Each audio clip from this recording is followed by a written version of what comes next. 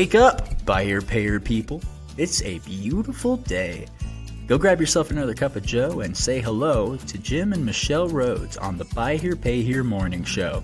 Take it away, you two.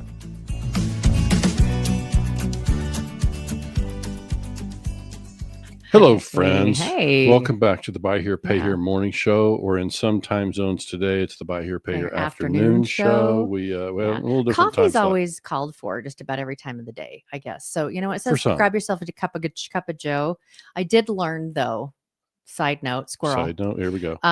From an Buckle influencer. up, I know, right? An influencer that I listen to who comes from Italy, and he talks about coffee. And he's like, an espresso any time of the day is a good. Okay. It's I'll take great. One. So Sure. you can continue to drink coffee throughout the day. Okay. At least based on what the, I was high class to do Europeans that before do. I heard from your fancy influencer. So he just said no cappuccino after 11 o'clock. No more cappuccino. So that means your pumpkin latte spice and all of that after 11 o'clock. They're saying no coffee with any cream. Okay. I'm sorry. I can't. I'm just saying what, Anyway. We're in a little different time slot. Today was back, unusual. though. We're just back from a little getaway and back in studio. You might be able to hear in my voice I'm a little bit under the weather and had some unusual things going on. That's what happens when you travel.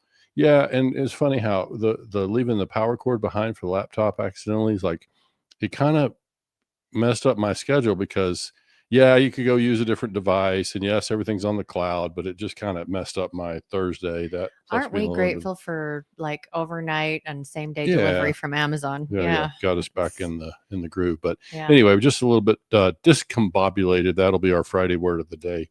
But we're live at 11 Mountain, 1 Eastern today, and happy to be reconnected. So got some important stuff to talk about for folks who missed our pre-recorded Wednesday that we were wrapping up in our Airbnb rental in New England, and took a moment to kind of share with folks what the experience was like, just kind of practicing what we preach and stepping off the hamster wheel of life and getting a little quiet time and reflecting and getting recentered. It was the word I like to use. And so, refocused. Yeah, getting refocused and kind of recalibrated. It's all part of the same thing. It's like, but it helped to get a little clarity. And now I come back enthused and ready to resume the work that is podcasting and helping coaching dealers find the information they need to be more successful. Dealer performance groups, all the things.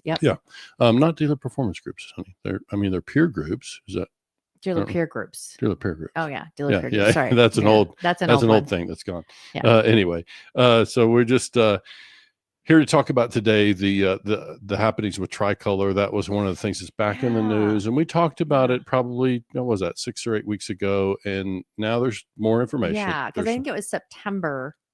It was in September when everything kind of broke. Okay. And so we were just watching that because there's a reason why this is highly interesting to probably every dealer out there. Is most dealers that we talk to, their goal in business is to build, grow, build, and create a lot of dealers that we talk to. That's their, it's like building their empire, building their, their legacy. Okay. And it's just because they were a company that many have used as a symbol of what success looks like. Yes. Certainly in terms of sheer size. Yeah. Right? Well, and just the idea that like when the people from Tricolor would come to a event, that it was a star kind of quality, because it's like, look what you've done. Tell me everything you've done, and I want to be able to do the same, and that kind of thing. Yeah, so it's naturally for people to point to those folks as a model, and I've used the example, and listen, we're going to get to the Tricolor stuff. Like what we're going to focus on today is what can we know. So let me back up and share with people what we did in order to prepare for today's conversation. Yeah. assign ChatGPT with the thing of going out and sweep all the public records and bring back whatever is new from the last 90 days in terms of, any kind of announcements, news. And so it referenced some articles from Bloomberg and Reuters. So now this stuff is hitting the national news wire, largely because not just automotive publications, but this is like heavy hitting business publications because there were public filings, there were bankruptcy filings. Yes. So Tricolor stepped into a Chapter 7. And so there's all these, they call it affiliated filings. Like there's, not surprising with an enterprise that big, you have Tricolor Holdings, you have Tricolor, you have these different entities, right? That are kind of all related. 4 or 5 or 6, something like that, different entities that are part of this. Yeah. So for today, it was really about, we asked ChatGPT, go find the stuff. What's the latest information? It brought back some, and we're not going to, go through the actual articles, but you can certainly go do your own search and find all the stuff out there that is the latest news on Tricolor. And I think when this kind of stuff happens, it's an opportunity for us to pause and focus on what is knowable. And as I shared with you this morning, it's like one of the things that happens in my work as a coach and as an analyst, I meet dealers who are really bent on building a massive enterprise. I mean, they build cash flow modeling. It's part of what I'm helping them do sometimes. And they set their sights really high. And I just find that too often they're so fixated on that growth strategy that they're not accepting very well the words of caution that I'm trying to offer, because I've said, you've heard me say it over the years since you first got together, because I've been saying it for many years, is like when I meet dealers that are sort of what I call thoroughbreds, like they're dealers who are this dealer that is this type A individual, go, we're going to build, we're going to build a massive enterprise. And I find that they're just not as willing to hear the cautionary examples that I think are appropriate. And I think this is an example of, you don't find very many operations in our segment that are larger than Tricolor was. Okay. And you look at that and you think that's the model of success. You use your point. They're the panelists at the conferences, and you go in there and you don't get to know the X's and Y's behind their business. You just know I got a 30,000 account portfolio and how people are just waiting for a nugget. Yeah. And it's like writing things down. It's like, because they sometimes we make our models of success something that's really big, and it's just you just don't know. You really don't know. So that's been true for me for a long time. And the other thing that I have said, and it continues to be true, and I believe it'll still be true, folks, if we just pay attention, that you go to these conferences. I'm really thinking back to conferences from years ago. I would go to these conferences and you would see a panel of dealers who are the most successful dealers in the building or whatever, and they have them up there as kind of to showcase their prowess or whatever. And often those folks are still at the conference. They're mentioned in the panel that they're shopping for capital. They're just still looking for more money to grow. Like you would hope they would be cash positive and that they would be there to help fund other dealers. They're making so much money that they would be there to share money, not to find money. That right? says an awful lot about the industry and about people's approach to the business too, because I see other dealers that want to keep their local. This is like where they diversify a lot. So they have their dealership, which starts to fund, helping them diversify, and so they can grow their dealership. But they in the process they're able to catch capital in other ways too. Right. So why don't we dig into this part first about what is known, and let's talk about the Tricolor situation. Like, and I like known? This known versus narrated, because one of the reasons why we talked about this is because we saw a bit that was being talked about in social media. And, there's a lot of, it's like, well, here's the what we know. And then there's a lot of narrative about, the why and just speculation. So, and so there is a difference between known and narrated, and you can listen to someone who, even us, it's like we'd say, go out and do your own research and don't take what it is that some of this is perspective. And some of this is fact.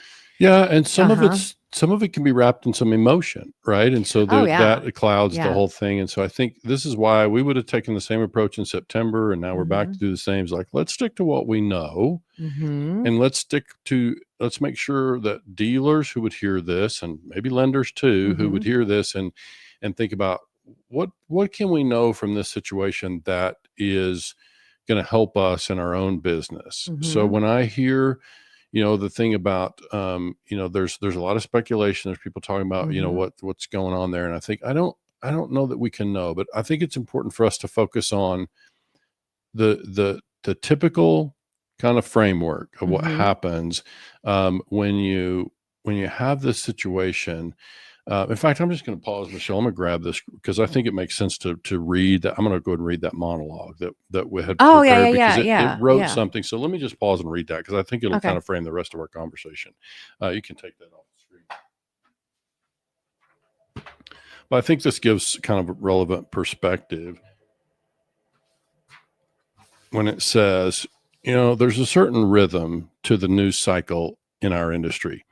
Something big happens, a company collapses, layoffs ripple through LinkedIn or Facebook, and within hours, the feeds fill with hot takes and half-truths. The Tricolor story is the latest spark in that familiar pattern, but today, we're not here to speculate. We're here to separate what's knowable from what's just noise. When a business that size falters, it's rarely one decision or one scandal. More often, it's the slow decay of fundamentals, leverage outrunning liquidity, operating costs creeping past cash flow, and leadership believing the mission will somehow outrun the math. Okay, so that's an important one. That's beautiful. Right? Yeah. And then we've seen it before, and if we're being honest, there are many dealers who will hear this broadcast today who are feeling shades of this in their own operation. Okay. Yeah. So this is important. And this is why we need to take time and really talk it through. And let's make sure we focus on what can be known and let's not guess at what, took these folks under at Tricolor. But so in this episode, we're going to slow things down. We'll talk about what's verifiable, what's pattern based, and most importantly, what lessons every dealer and lender can draw before the next headline hits, because facts matter and the timing matters. And in this business, clarity is a valuable form of survival. So I think clarity, transparency is important. And especially as we kind of step into this thing about, when you think about some of the breakdowns and this thing starts to talk about the dangers of kind of mission blindness. Okay. So, there's some ego wrapped up in this, right? When we have, because to step away from the mission sometimes means accepting that we were wrong, announcing that we could be wrong. And we're shifting the mission that says that we had some flaws in our calculations, and that, it's this hard thing for some folks to acknowledge. Jeff Owens, we were actually talking you came up in our conversation, Jeff. Yeah. As this morning, as we were talking about this, we saw your post also.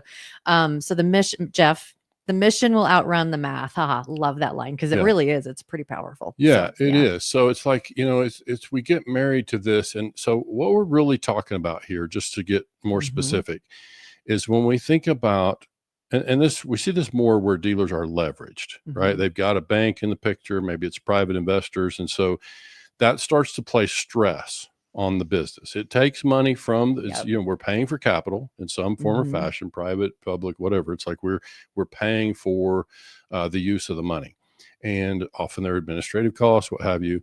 But it's like now, because of that additional layer of pressure in the operation, the financial pressures that go with that, meeting covenants on a line of credit, making sure that the assets are performing. Then, I had a chance to talk to a dealer this morning before we went live, and we talked through some of this. And I just said, in my observation, and this is, you can take a lot of this to business in general, but certainly buy here, pay here.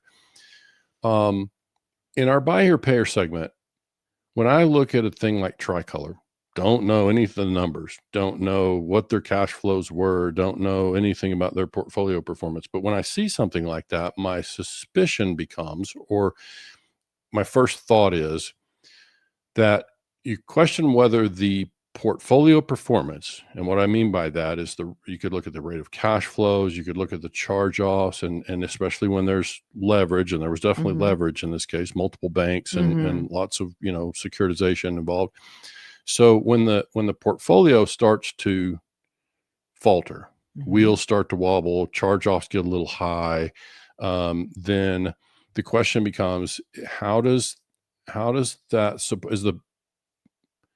will the business still support itself as the portfolio starts to perform at a lower rate? Because now we're feeling pressure against the borrowing base.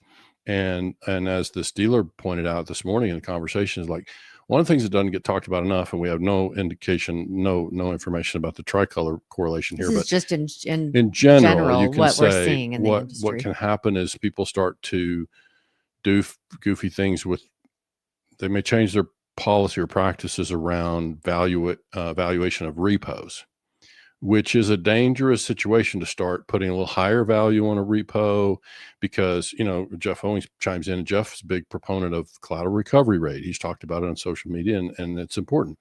We've started to look at collateral recovery rate as both with repos and without repos, because you just can look at how well is the portfolio performing just in money that we're putting in the bank, payments that we're collecting. And then when you're not collecting, you're collecting repos. You may have charge-offs and repos, and so you've got the repo values coming back in. And so obviously that's a number that dealers typically can manipulate a little bit, where they set the value of the repos. And so I think, just like when we talked about this in September, my mind is still on, if you're a dealer hearing our voice and you're in a situation where you're bumping up against your borrowing base, and you're finding that you have a lot of pressure, and you may need to make some adjustments, like to ACVs or whatever, to make the math all work, then I would say, first of all, reach out to me. Call me and let's talk, because maybe I'll offer some solutions. But what you're going to hear me say is, we can't keep hiding. We can't keep hiding the stuff, whatever we're doing in terms of, because in this example, there was references, and this is not factual, but we've seen many cases across years where people start doing funny things with titles. Well, and there were some things that were brought out from the articles about multiple loans on the same car. Okay, so let's clarify though. It's not like car titles typically in a situation like what a Tricolor or a large bank deal would be, that you're really talking about UCC filings, where they have, so that means they have a blanket sort of filing across all the assets of the business. Could be real estate, it's probably receivables, probably inventory. Oh, okay. So these were like assets backing money. Yeah. They were the same assets were likely used in multiple places. But UCC filings are common. Like if I'm a lender offering you a line of credit, even though I'm not a floor plan lender, it's common for me to do a UCC filing that's going to protect me to cover, extend to the other assets. So what you're saying is that, and I didn't read the article, but I just know I've seen it in my career. We've heard of examples, and while I wasn't there in any part of it, I've seen it happen where dealers did get themselves in legal trouble. You're starting to cross out of something that's civil and into, something fraudulent. Now you're talking about, something that is criminal. And so we don't know what happened in the case of Tricolor. And so we're not suggesting that that's what happened here, but when that's referenced, it's most likely UCC filings where multiple parties, they cross over and they have security interest, and there was talk about multiple lenders, and that gets messy. But we're simply saying that if we find ourselves in a situation where the business is not supporting its debt in particular, or supporting itself, but certainly its debt, then let's be transparent. And that is something that we bump up against frequently. And this is some of the stuff you've been talking about in V8. Yeah. It's like, is what you're bringing in covering your debt? And it's, you've been slicing and dicing the numbers in different ways to show, That's true. different ways to look at it and from like different perspectives. And so, the key is like from multiple because there's always going to be more than one perspective, but from multiple perspectives of looking at the numbers, finding the place where it's a sweet spot. And it's like, okay, we're going to be safe here. Yeah. And that comes up a lot about sweet spot. And I tell people, I wish I had enough data to tell you exactly what the sweet spot is. We see different things work for different people. And I think, business approaches. But it's because there's so many different business models. Yeah. That and I think to your it. point about what we started to do as an analyst, this is both as a coach and analyst for me, what we started to do in our V8 environment is we've started to show inside, we do roll forwards. And so in some of that, we've started to apply a stress test. And so what I do is I'll take the same leverage ratios and apply it to all the dealers in a group. Yeah. That way everybody can see the same thing and we can see which ones are currently at your current rate of cash flow. This dealer's better able to support debt at these terms. Yeah. Then, dealer 1 is in better position than dealer 3 as an example. So it's just math. It's just, we're showing them the math and saying, here's the hard math around what's going on in your business based on the last 6 months of history. And so this is sometimes good news, sometimes bad news. But I want to add something. I want to say when we talk about being transparent, I want a dealer who's finding themselves in trouble. They're in a pinch. I'm changing that transparency. Yeah. Transparency is a lifeline. It's not a liability, but I would say in addition to being transparent, if I'm coaching a dealer, I'm going to be saying, let's be wisely transparent. Let's be proactively and wisely transparent. What I mean by that is if we're in a pinch, let's go to the lender, the parties that are also affected by these struggles, and let's make sure we put the cards on the table and those cards are accompanied by a plan. Right? So that when we come forward and we say, this is where we're at, and we don't want to do anything that's not transparent, and we don't want to cause a problem. We don't want to violate covenants. We want to get through this together. Here's our plan for how we resolve that. And now this is where we find out if the lender that we're working with is in a position to play a long game. This is the white hat way piece. Like you can be a white hat borrower and you can be a white hat lender. It's like, are we both playing a long game here? Are we prepared to ride out a storm together? This is where we find out. We have a plan. This is where we kind of find out where we're at. But I think if I'm a dealer and I show up and I'm transparent and I have a plan for how to get through the, to clean up the muddy stuff and get past it, then I would hope that would be met by some good faith from the lender in this case. And so that's where we would find out. But I would just say transparency first. First of all, we have to admit to ourselves, we're in trouble here. We got some stuff going on. And it's gotten difficult and we have to be able to admit to ourselves. So I think this is what, we're trying to really suggest about transparency as a lifeline is be open about what's going on. And the human side of this, it is really hard for especially leaders that aren't it's hard for humans to admit that they made a mistake, right? And or that it's not working out the way that we thought it was going to work out. And so we've seen multiple high profile examples of that whole thing that Jeff mentioned, the mission running out of the math. It's like paying attention to the straight line things, right? And being really open and honest about those things, the math. Where are you at? Because part of this transparency thing that you're talking about here is there is apparently a lawsuit from the employees.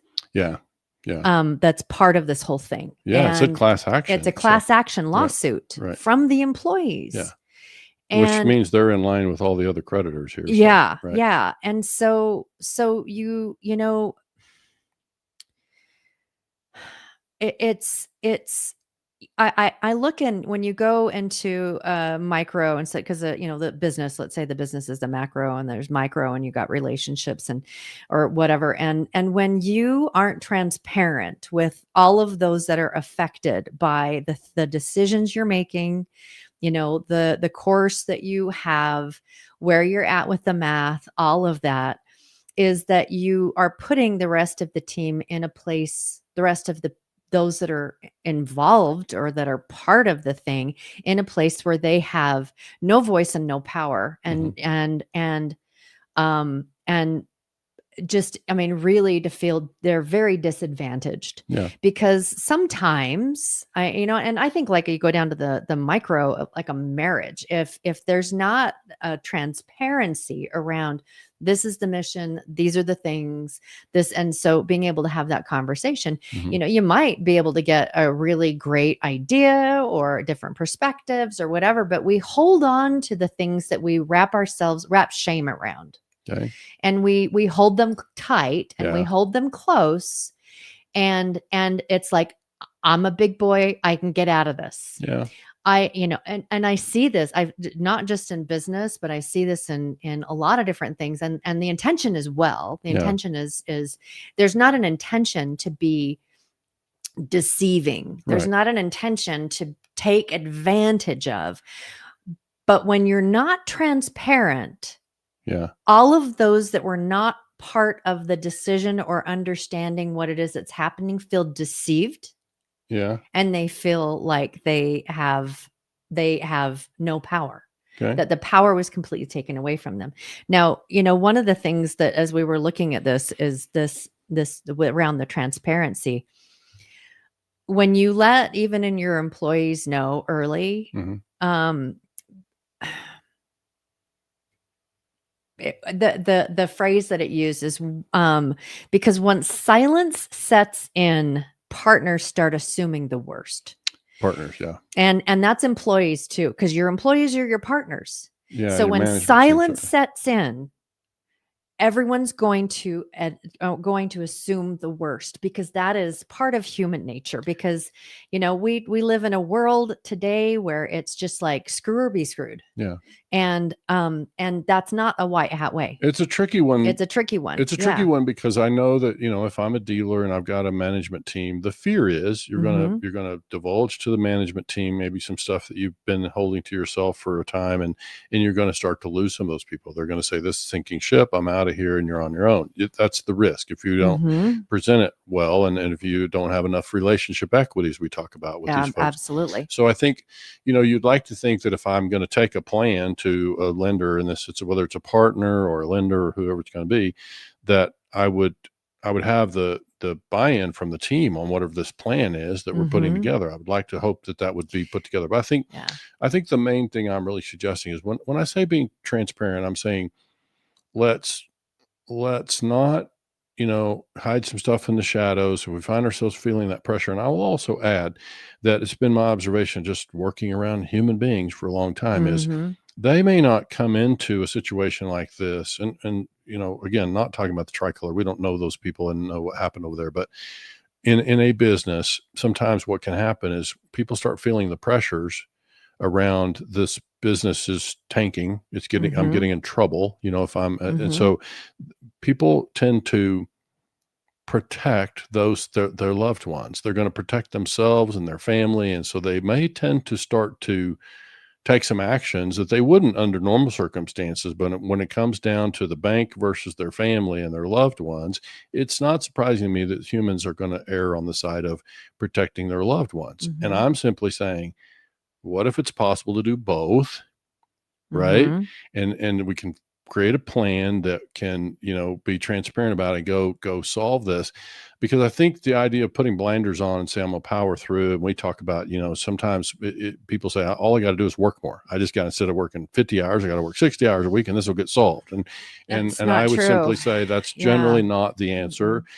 So I would say if you find yourselves in that situation as dealers or whatever, then if it's not us, find somebody else who can help you navigate, a situation like that, because it's if you're really prepared to play a long game and this is the right business for you and you enjoy what you do and you really expect to ride out this kind of downturn, because, I think I just kind of quickly read Jeff Owing's point about, and I'd love to just, extend the invitation to him here. I'd love to have him come back and talk to us about, he basically posited in his comments that he believes car buyers in a subprime segment are still out there buying. He basically says the same thing that we basically said, is that in times of economic change, stock market shift, whatever. It's been my observation that the subprime buyer is still the subprime buyer, and they still need wheels, and they're still out there buying. And so in that way, our industry is less affected. However, we're seeing in recent years that this industry, this segment, is feeling impact. Jeff talked about, sales were slow. Why? Does that mean they're buying somewhere else? Does it mean they're not buying? Does it mean they're uncomfortable? I mean, if they're not buying, how are they getting to work? Because when their last car broke down, I think that, if I'm paraphrasing what I was hearing from Jeff, we'll have him come tell for himself. But that's the part that I would say, if that's true and the customer is still buying, then we should still have opportunity. And then if they're faltering because of other financial pressures, the customers, then our portfolio can start to suffer. And now the question is if the customer is suffering, then does that mean that we're going to suffer and potentially fail as a result of that? So these are all questions that need to be asked and answered, and we're working through them, and we're asking dealers. And listen, I don't profess to have all the answers. I just know that we feel like we have enough experience to at least know what questions to ask.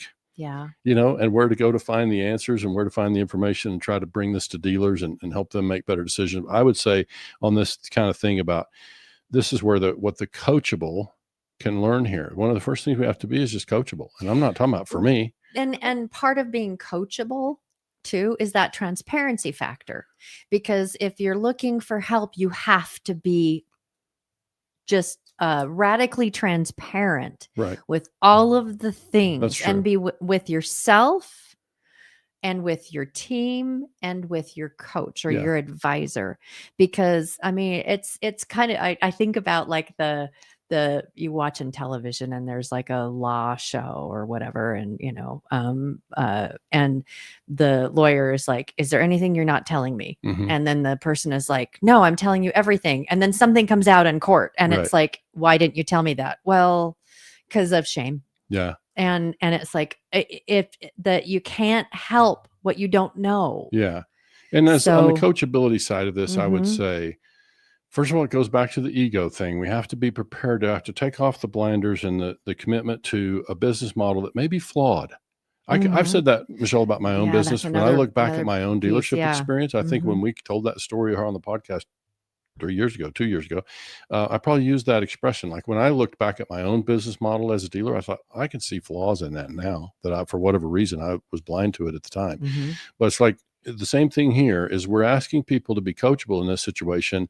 And it's not about Jim in this case. It's not about Jim's approach versus dealer X's approach. It's about, if you're dealer X in this example, and you go to find help and you find somebody who is capable of putting together all the puzzle pieces, lay all the puzzle pieces out, and let's build a plan from that. But if you're hiding puzzle pieces, or when you say, no, these pieces have to go together like this. Yeah. And it's like, do they? I mean, it's like point. You have to be willing to let go of your, it's maybe the wrong strategy. It may be the wrong business plan. Yeah. And being transparent and like being willing to make what shifts that need to be made. Yeah. There's lots of different perspectives. And so there's with struggles that dealers or the dealerships might be going through, there's a lot of different perspectives. Right. And, there's not, when people say sweet spot, or it's like, what is it really varies. It's kind of like, it depends on what kind of approach you want to take, or what kind of, I think that's the part that's always hard to, you can say sweet spot in terms of ACV or whatever, but it's hard to know what there's also financial consideration, like how much capital they bring or have access to can be a limiting factor. But either way, it's like, whatever the approach is going to be, then we want to find the approach that's right for that person and their strategy. Right. And so that can make sense. So I think this is all part of, all I would really say is that if dealers are, dealers who have been flying by the seat of their pants have been able to get by for a long time. Now we're in an environment where that's going to be a lot less likely to work out well. And I would say the dealers of tomorrow, the dealers of 2027, if we jump out 2 years, the dealers that are active and hopefully growing in 2027 Mm-hmm. are going to be those dealers who are sitting on the front row at the conferences. They're out there learning and getting educated, making sure they stay on top of the latest Applying stuff, what they're applying learning. what they learn. And then they are able to, I would say, we got to get more sophisticated in terms of our analysis and our awareness, like just our financial awareness of what's happening in our business at all times. Yeah. We've got to get better. And those dealers, those will be your 2027 dealers. Yeah. Stephen, thank you. Love it.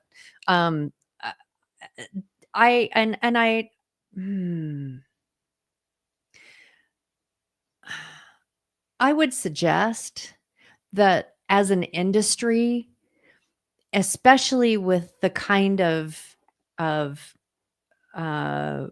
weather that we're experiencing in the industry, turbulence, that we stop with holding our cards next to our chest about what's working, because,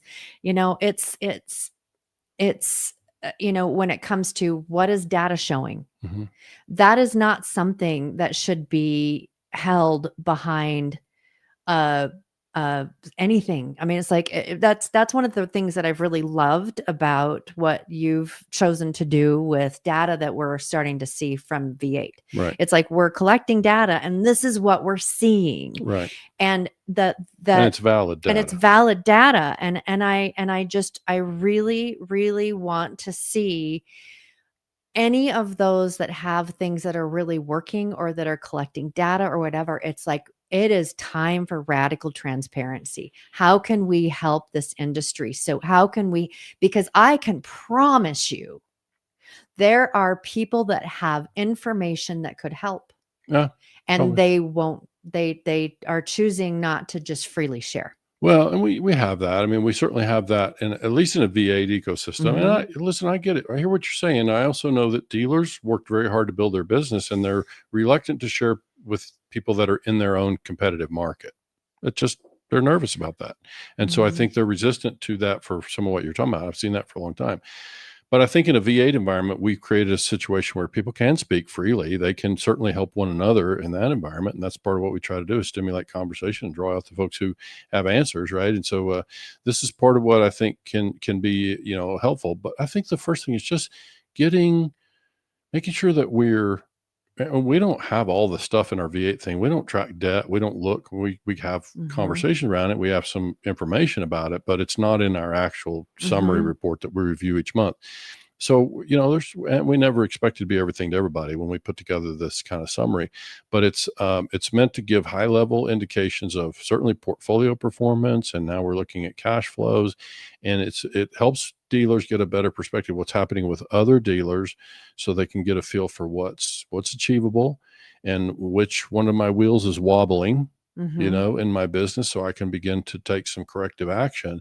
But you got to first know, like, you got to string the data together and let don't put the mission ahead of the math. Make sure they fit together. Yeah. And that it can support that strategy. So I think what's the takeaway biggest, what are the biggest things that this kind of teaches us?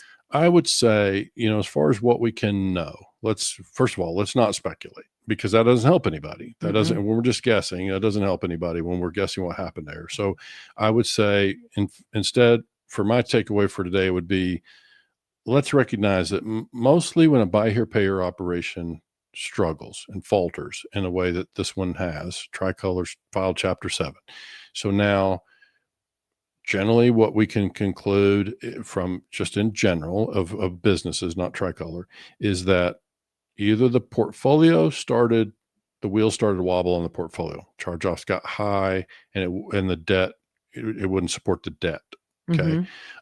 Overhead got either high or was too high for the relative cash flows and earnings or profit.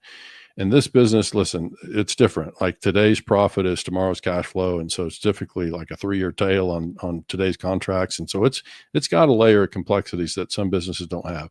But I would say that if there's a takeaway, let's just make sure that we know how our portfolio performance is. What's the real results of our portfolio? Maybe how does that compare to other dealers in a similar stage of business. And Mhm. then the other would be profitability. How's my profit look relative to my operating expenses? Operating expenses, we're not exempt from that buy here, pay here.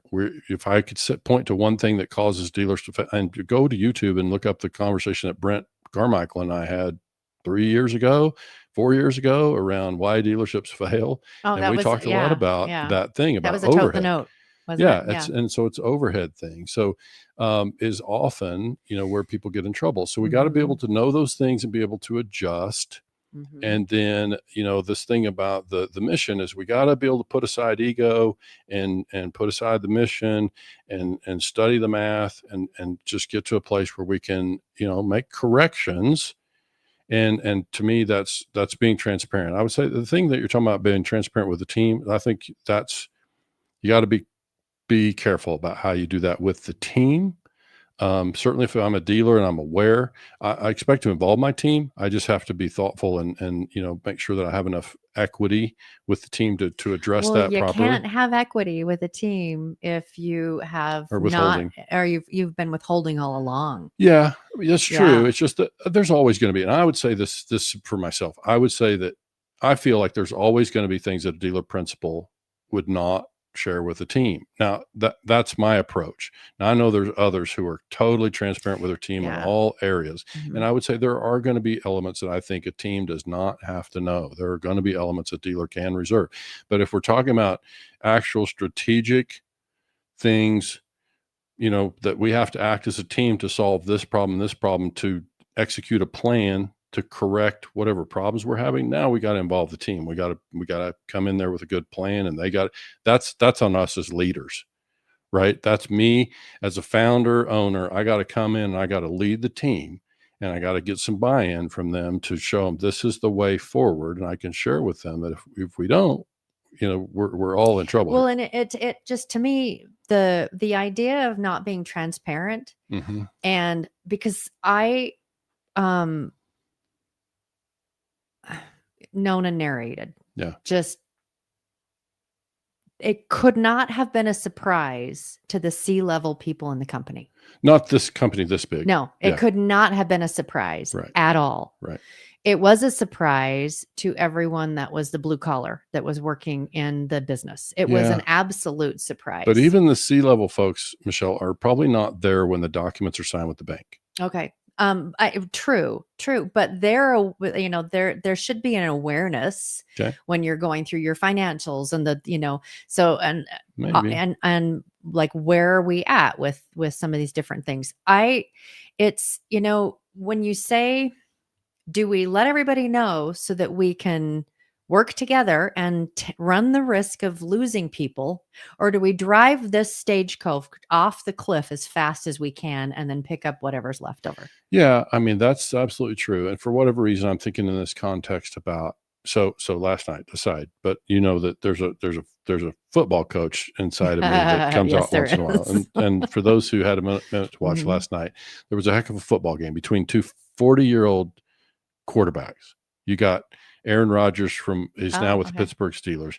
You got Joe Flacco, who's now with the Bengals. And so my point in all of that is that if your team can see the scoreboard, and if the team can say, hey, it's early fourth quarter and we're down 2 scores, as an example, that wasn't the situation last night, but it's like, if the team can see the scoreboard and they can see, so now what happens? We either fold. We either say, well, we might as well go home. It's practically over. Or we're like, phone it in. Yeah, let's phone it in. Yeah. And let's just kind of get on to the locker room, right? It's this mindset. Like, it this really is the part that it I think really is the fascinating part about sports and football in particular. It's like, do we have buy-in? Do they believe a team or not? Do they believe in our ability to execute? Yeah. Because do they believe we can make up the 2 scores and we keep playing hard and we keep pushing forward and we believe we can execute? Because it does take the team. So I think that's the only question is, how much of the scoreboard can the team see? Well, and how much have you exercised as a team? Right. So a team trusts each other because they've learned to trust each other because they work with each other, and they're they're working as a team to overcome certain challenges as a team. Yeah. And so, like in the sports analogy, when there's a problem, I bet you every member of that team has a voice. No, you can't. You can't. I mean, well, here's an okay. example. This is a good way to break it down from a management standpoint. It's like there's a problem. We're 4th and 4. And we got to have this conversion or the game is over. Yep. And so the team is lined up. We've broken the huddle and so now the offensive coordinator is probably on headgear inside the quarterback's helmet. So now it's between really, maybe the head coach is involved, but it's probably the offensive coordinator and the quarterback who are reading the defense, making the call. And so the teammate who's already lined up in their position, they've just got to believe that the coach and the offensive coordinator know what they're doing, and I'm going to run my route. And if they throw the ball, I'm going to do my part. But they're players. Okay. In a strategy. Uh-huh. And there are others that are driving the strategy. And that's the way it's going to be. So then there's a trust element of we've worked together as a team and we've seen difficult things happen in the past. Yeah. And we trust that because we've watched them do it. We've watched them do it. Trust is the key word. They've established trust. They've established trust. And so just with their team. And one quick thought is that Joe Flacco, who's won a Super Bowl, I think, with the Ravens, if I remember right. But anyway, the point is that that team was bought in and they won, and he's barely been with the team for 2 weeks. So he didn't establish a lot of trust there. He established trust probably by the look in his eyes in the huddle and based on all the stuff that they knew about his career before he ever walked into the field house. But my point is really all of this stuff. As a buy here, pay here operation, we still get to be football coaches and we still get to sell our team on the mission and we still get to solve the problems. But we just got to decide who gets to have what puzzle pieces. And so this is the part that I think can be debated. I would love to have this conversation with people about what they do and don't share with their team. So I think it's part of what I feel like in all of this stuff and solving it. It's it takes a team to solve the kind of stuff that happened at Tricolor. It takes a team to solve what's going on with most of the dealers that we work with. And I think as dealers, I would just say, let's be prepared to not be married to the mission. And let's put aside a little bit of ego and be prepared to say, I could have been wrong about some of this stuff. It might not be working the way I thought it was going to work. And so, because just continuing to do the same thing, back to our football, if I've been running the ball on 4th and 4 and it's not working, I got to make corrections. And so I got to admit that I got to do something different. Yeah. Right? Team trust and transparency. Yeah. Amen. Well, that was a fun conversation. It was helpful, I hope, to some. I hope some will take from that what we intended. Yeah, I hope so too. Let me see what we have here. And Jeff will be in touch. Yeah, I would love to it's some of the things you've been putting out on social. It's just it's intriguing. Yeah, we've shared some of Jeff's remarks on the podcast before, but I look forward to having him on. Absolutely. Yeah. All right, everybody. Thanks so much for joining us. Happy Friday. And I hope y'all are getting outside and enjoying the leaves, colors, changes, all of that, because even though it may not be warm enough to wear shorts, it's just beautiful outside right now. So, thanks for tuning in, folks. All right. Have a great day, everybody. See you. We appreciate it.